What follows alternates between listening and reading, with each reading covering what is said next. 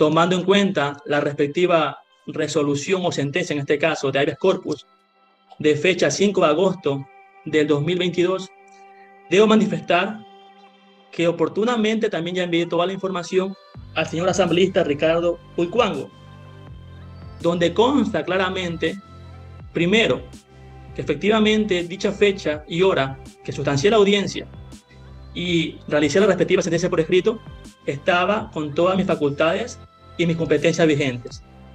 Tomando en consideración en dicho correo que adjunté, que el Consejo de la Judicatura me notifica el día 10 de agosto del 2022 a las 15:30 aproximadamente a través de mi correo personal. Segundo, con respecto a la validez y legalidad de las boletas, efectivamente, tanto la boleta del ingeniero Jorge Glass y las otras personas que fueron beneficiadas del habeas corpus son legales y fueron firmadas por el suscrito, dejando claro que soy juez de garantías penitenciarias de Cantón Puerto Viejo y no de San Borondón, como en su momento tal vez por algún error manifestó el señor presidente de esta comisión. Dichas boletas fueron realizadas, y tal como consta en audio de la audiencia, de forma manual por mi actuario del despacho, en vista que el sistema ISACYE tiene varias inconsistencias, es decir, si había la plataforma para poder hacer las boletas electrónicas, no se podía en ese momento, y dispuso oralmente al actuario del despacho que las elabore de forma manual para poder sumillarlas en este caso a través de mi firma rúbrica, lo cual es plenamente válido en este caso, porque existen los respectivos planes de contingencia para poder emitir las respectivas boletas de encarcelaciones y también el encarcelamiento cuando existe en este caso tipo de variaciones en el sistema SACYE o cuando el sistema en este caso está colgado entre otro tipo de variables. Tercero, con respecto a la pregunta también de la asambleísta, en este caso Sofía Espín, efectivamente, nuevamente con respecto a la suspensión de suscrito, debo dar también constancia que en algún momento se trató de confundir a la sociedad con respecto a la suspensión, tomando en consideración que surte efecto a partir del acto administrativo que se me notifica mediante forma física o correo, lo cual ocurrió claramente el 10 de agosto del 2022 a partir de las 15:30. Es decir, actué en plena competencia y jurisdicción dentro de dicha acción de habeas corpus. Esta es la 13U02-2022-00338. Y no solamente esta causa, despaché normalmente todas las causas y todas las audiencias que sustancié aquella fecha. Es más, estaba encargado adicionalmente de otro juzgado, el cual también tengo la respectiva acción de personal de dicho encargo. Y sobre todo, dejar claro de que el día lunes, por motivos médicos no laboré, 8 de agosto, y la propia judicatura me emite una acción a otro juez de encargo, que es el doctor Edison González Balón, para que se encargue de mi despacho motivos e enfermedad del suscrito, en este caso el de la voz, Wagner Molina. Lo cual se evidencia claramente en este caso que se ha tratado de engañar de que he resuelto decisiones judiciales sin competencia, sin jurisdicción, suspendido. Hecho que es falso. No puedo dejar de aprovechar esta oportunidad también para denunciar la persecución política que tengo en mi contra, en este caso por parte del Consejo de la Judicatura. En vista de que el día martes, en horas de la noche, fui detenido legalmente por un presunto delito de usurpación de funciones. Inclusive, en la actualidad me encuentro en mi domicilio con arresto domiciliario. Una medida cautelar que es inclusive improcedente, en vista de que es igual a una prisión preventiva. Y el delito que se me investiga, la pena es de 6 meses a 1 año. Es decir, existe improcedencia normativa. Y sin embargo, me encuentro aquí con un grillete electrónico y en arresto domiciliario. Aprovechando en este caso esta sesión de ustedes para poder dejar constancia de aquello. Estoy dispuesto en este caso a cualquier tipo de pregunta, observación por parte de ustedes, señores asambleístas.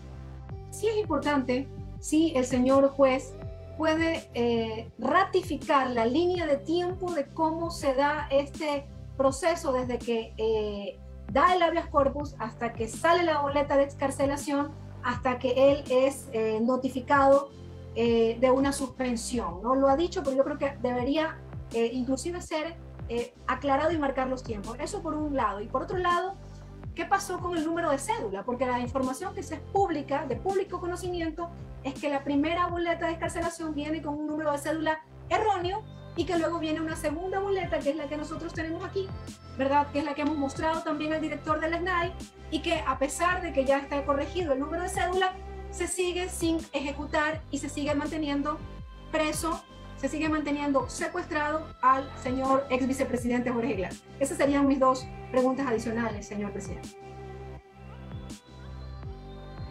Ok, señoras y señores asambleístas, no hay más consultas para el doctor Bani Molina. Bueno, hasta el momento no. Doctor, le devuelvo el uso de la palabra para que le responda a la asambleísta Sofía Espín. Muchas gracias. Efectivamente, señor asambleísta, dejo a constancia que el procedimiento, cuando se concede un habeas corpus, en este caso, se debe disponer de acuerdo a lo que se resuelva, en este caso, la libertad del ingeniero Jorge Glass de Pinel y otros, es de forma inmediata. Es decir, indistintamente que no hubiese notificado la sentencia aún por escrito, que ya está notificada el mismo día en horas de la tarde, se elaboran inmediatamente las boletas de carcelación para que se dé cumplimiento a la libertad. El solo hecho de que exista un error de forma con el número de cédula no es impedimento para que en ningún momento tenga una persona detenida legalmente. Es más, el propio SNAI ha validado mi sentencia por el solo hecho de haberla apelado. Y es más, si ellos creen que habría existido algún tipo de inconsistencia, ellos mismos, como ente ejecutivo, al juez que está actualmente encargado, pero haber pedido, señor juez, corríjanos la boleta, remítanos una nueva boleta, genera una boleta electrónicamente, porque ya hay una sentencia que debe cumplirse. Una sentencia que se fuera notificada y las partes han accedido a los respectivos hechos, a los respectivos actos impugnatorios, en este caso la han apelado, que es total derecho de las partes. Pero la sentencia es de cumplimiento inmediato. Es decir, en el peor de los casos, que el SNAI pretende indicar de que las boletas son ilegítimas, ilegales, que no se cumplieron los procedimientos, hecho que es falso, el propio SNAI, como actuante del Ejecutivo y sobre todo vigilante de los derechos y los privados de libertad, debió haber solicitado al actual juez encargado de que genere entonces una boleta de acuerdo a su gusto, si la quiere electrónicamente o que la vuelvan a corregir. Y era obligación del juez encargado generarla nuevamente. Pero el solo hecho de que exista un error de número de cédula no es circunstancia para que se haya omitido la salida, en este caso, por un habeas corpus. Yo solamente, yo creo que, no sé si quizás vaya en la misma línea de la asambleísta Sofía Espín, la fecha en que compareció el director nacional del SNAI, coronel Ramírez, general Ramírez, coronel Ramírez, no recuerdo el rango exactamente, él manifestaba que la boleta no contaba con ciertas solemnidades que establece o había establecido el Consejo de la Judicatura a través de una resolución en cuanto a todo lo que tiene que contener, esto es un código QR, la firma electrónica y ciertas solemnidades también que deben de reunir ahí las boletas. Solamente para encajar esa parte, porque luego hicimos una comparación y yo le preguntaba si esa boleta estaba completa y él indicaba que no, que todavía, a pesar de que ya contaba con el código QR, la boleta no estaba completa. Y yo le preguntaba que si en todos los casos hacen este tipo de revisión, y él indicaba además que usted en otros casos ya había emitido las boletas como debían ser emitidas y que en este caso no las había emitido de forma correcta. Entonces, solamente esa aclaración por lo que él recuerdo que dijo la vez pasada, si mal no me equivoco. Muchas gracias. Como lo dije en mi intervención inicial, existen dos tipos de boletas. Boletas manuales, que son las que se otorgaron, que está mi firma y rúbrica en este caso, y boletas electrónicas, que son las que se hacen con firma electrónica, ¿correcto? Las cuales tienen ambas el mismo tipo de validez. Vuelvo y repito, cuando se utiliza, y las boletas que estoy elaborado en esta diligencia con respecto al ingeniero Jorge Glass de Pinel y los otros, son boletas manuales, que es un formato del Consejo de la Judicatura con respecto al plan de contingencia. Es decir, cuando el sistema ISACI no permite hacer la boleta, cuando el sistema no permite proceder a hacer la boleta, entonces se dispone de que se la haga manualmente a través del plan de contingencia. Es un formato previo del propio Consejo de la Judicatura. Y vuelvo y repito, en la respectiva audiencia consta el audio mío, donde al final de la audiencia dispongo a la autoridad de despacho que elabore las boletas con plan de contingencia de forma manual en vista de las inconsistencias y la intermitencia del sistema ISACI. Entonces fue claro y quedó constancia y dispuesto en la respectiva sentencia, resolución oral, perdón, y también en la sentencia consta. Y vuelvo nuevamente a indicar que si el SNAI cree que hay un error de forma, de una boleta, está el juez encargado de la unidad. Tiene la obligación total de corregirla y emitir la corregida electrónicamente, manualmente, pues ya es una decisión tomada por el suscrito, o sea, ya consta una sentencia y simplemente debe hacer cumplimiento a aquello. Ok. Ya, otra aclaración. La comparecencia anterior del director general del SNAI también indicaba que ellos estaban revisando cuál era su situación administrativa dentro del Consejo de la Judicatura, debido a que ellos tenían conocimiento de que a usted se le había revocado un sobreseimiento y que se le había dictado un auto de llamamiento a juicio, y como consecuencia de esto, de acuerdo a lo que establece el Código Orgánico de la Función Judicial, usted no podía haber actuado porque estaba actuando sin jurisdicción. Esa era una de las cosas también que mencionaba en aquel momento, y que por eso ellos tenían que haber revisado previamente eso para ver si su acto era legal o no. Esto hablando netamente en el tema administrativo del Consejo de la Judicatura, sobre lo cual nosotros sí tenemos control político. Nada más. Efectivamente, como lo indiqué, actué con total competencia de jurisdicción. La resolución fue enviada también al correo del señor asambleísta Ricardo Utuango, donde el Consejo de la Judicatura, mediante resolución CJDG 2022-069, recién elabora la misma con fecha 9 de agosto de 2022 y es remitida a mi correo con fecha 10 de agosto del 2022 a partir de las 15:30. El artículo 77, numeral 3 del Código Orgánico de la Función Judicial establece cuándo un juez es inhábil. Es inhábil cuando tenga un auto de llamamiento a juicio, en este caso, debidamente ejecutoriado. La resolución donde se revoca mi sobreseimiento fue el 5 de agosto a las aproximadamente 3:10, es decir, en horas de la tarde. Resolución oral apenas, la cual recién la siguiente semana se redujo a escrito. Y una vez que se ejecutorió, corresponde al respectivo procedimiento administrativo de suspensión, que fue lo que se realizó recién el 10 de agosto de 2022. Ok. Una última pregunta sobre el ámbito de absoluta transparencia para la ciudadanía principalmente. Mejor dicho, bueno, dos realmente pegadas en el mismo formato. Usted, para haber resuelto lo que usted resolvió en cuanto al ámbito de sus competencias, que nosotros no tenemos facultad alguna, pero solamente para ver el ámbito administrativo del Consejo de la Judicatura, sobre lo cual sí tenemos control político, solamente consultarle una pregunta en dos formatos parecidos. Para haber resuelto lo que resolvió, ¿usted recibió presiones de alguna naturaleza de alguien? Y después de que resolvió lo que tenía que haber resuelto usted en cuanto a sus competencias, ¿usted recibió presiones de parte de alguien también del Consejo o de funcionarios del Consejo por lo que usted dentro de sus competencias realizó? Perfecto, muchas gracias. Primero, previo a la respectiva resolución, nunca tuve ningún tipo de presión. Nadie, en este caso, habló conmigo. Siempre se ha respetado mis respectivas decisiones, son netamente jurisdiccionales.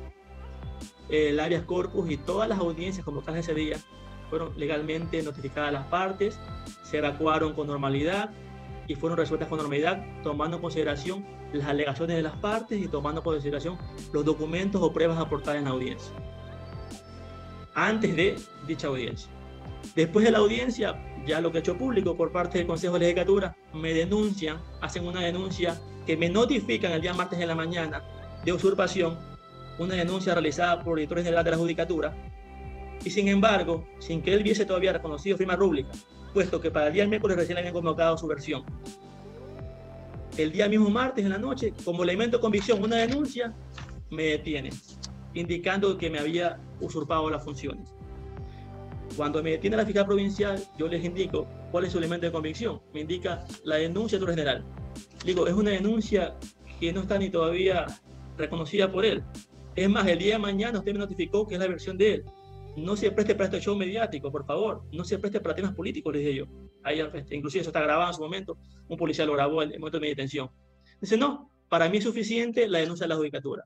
Te vas detenido, vas a quedar 24 horas bajo mi custodia hasta ver qué se hace contigo. Básicamente fue lo que pasó en el momento de mi detención.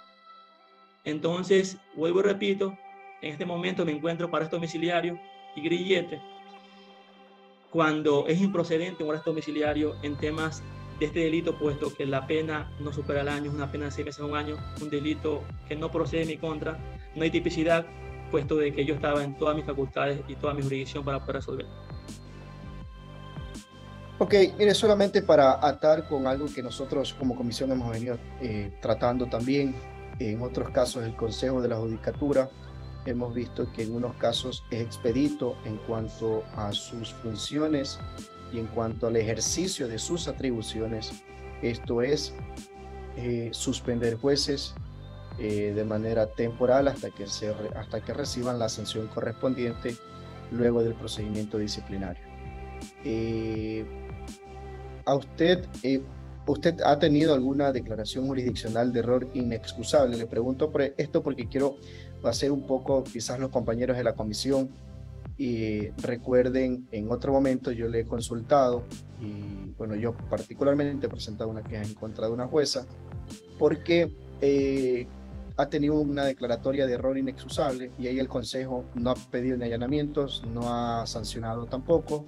Entonces le quería preguntar si a usted el Consejo de la Judicatura lo sancionó, ya lo separó temporalmente de su cargo luego de este auto de llamamiento a juicio o todavía no. ¿Cuál es la situación actual como para nosotros también ver en qué casos sí se actúa y en qué casos no actúa?